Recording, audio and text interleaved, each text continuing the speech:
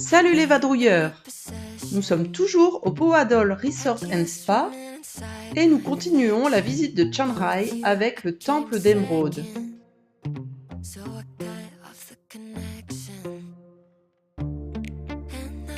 On flâne, on se balade, on admire les magnifiques Bouddhas,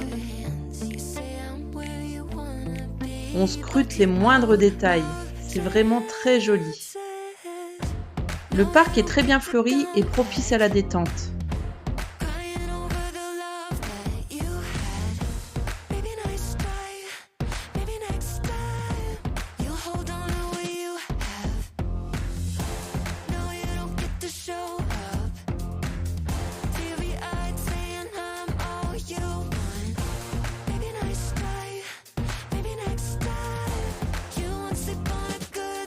La légende dit que, en 1434, le Chedi octogonal a été frappé par la foudre. Son sommet fut brisé et laissa apparaître le Bouddha d'émeraude caché à l'intérieur.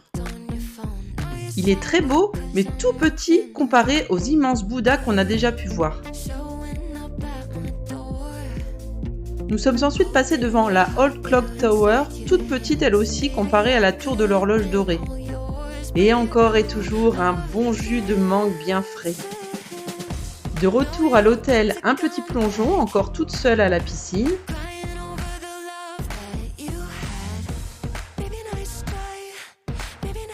Et un petit repas apéro dans la chambre de l'hôtel, bien au frais. Et ça sera tout pour aujourd'hui. Après une matinée boulot, piscine et farniente à l'hôtel, nous avons refait appel au service de Ping pour nous amener au Doi Inse, la montagne de l'Aigle. C'est à 15 km à l'ouest de Chiang Rai. La route pour y arriver est assez sinueuse sur la fin et grimpe sévèrement. Arrivé tout en haut, le Doi Inse offre une vue panoramique sur Chiang Mai. C'est magnifique. Des pans blancs semblent nous accueillir. Nous sommes encore toutes seules ici, c'est incroyable, pas un seul touriste. Cet endroit est assez méconnu et ne fait pas partie des tours touristiques.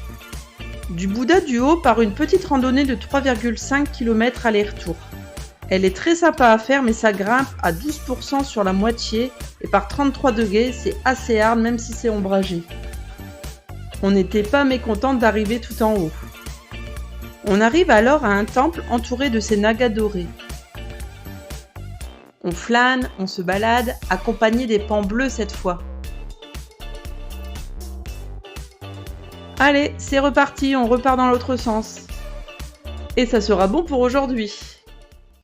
Après encore une matinée tranquille à l'hôtel, nous sommes partis en milieu d'après-midi avec comme objectif final le coucher de soleil au Wat Hue Plakang et son majestueux Bouddha blanc. Pour cela, nous avons pris un chemin nous faisant passer littéralement au milieu des rizières vertes fluo. On était aux anges. Une petite halte au Lalita Café, à la déco très girly et à l'ambiance féerique.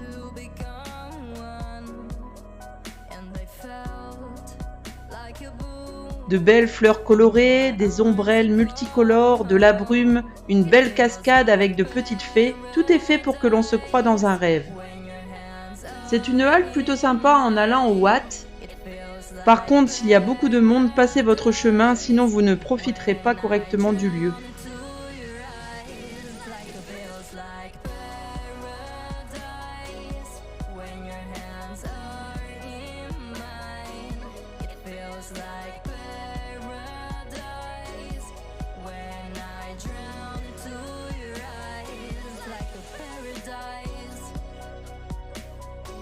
Un kilomètre plus loin, et voilà enfin le fameux Wat Hue Plakang. Arrivé tout en bas des marches, on se sent bien minuscule face à ce Bouddha aux traits féminins et aux allures de Madone. On l'a beaucoup aimé, il est vraiment très différent des autres qu'on a vus. Pour 40 bahts, vous pouvez monter dans sa tête pour apercevoir 26 étages plus haut le soleil qui commence à décliner.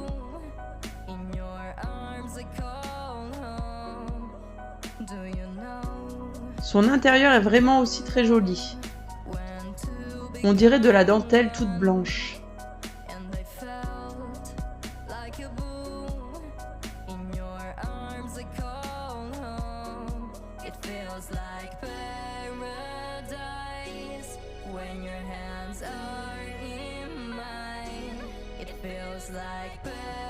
Il est l'heure de repartir à l'hôtel et c'est à bord de notre tuk-tuk boule à facettes que nous reprenons le chemin de l'hôtel pour notre dernière nuit à Chiang Rai.